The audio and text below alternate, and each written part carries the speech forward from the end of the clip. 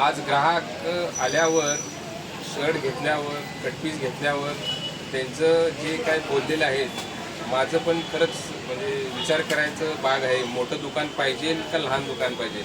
मला तुम्ही काय बोललं सांगा. लहान दुकान बघून जातो तिथं रेट जास्त मिळतंय आणि मोठं दुकान असल्यामुळे आम्ही येत नाही इकडं.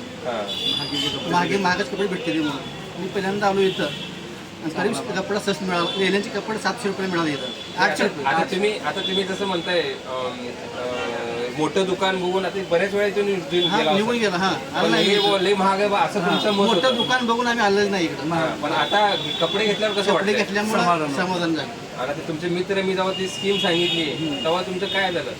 मला चांगलं वाटतं कसं खाजवलं कसं दाखवा की जरा. कसं खाली होते असं खाजवतं ते डोकं हे कसं काय देऊ शकते म्हणून. बरोबर आहे ना? मी शर्ट 1000 रुपये घेतलो खाली. शिले झाले 500 रुपये. शर्ट हा. पॅन्ट 1000 रुपये शिले झाले. त्यामध्ये आता तुम्ही चांगली स्कीम द्याला 5100 ला 5100 रुपयाला 12 शर्ट आणि लिननचे. आता इथे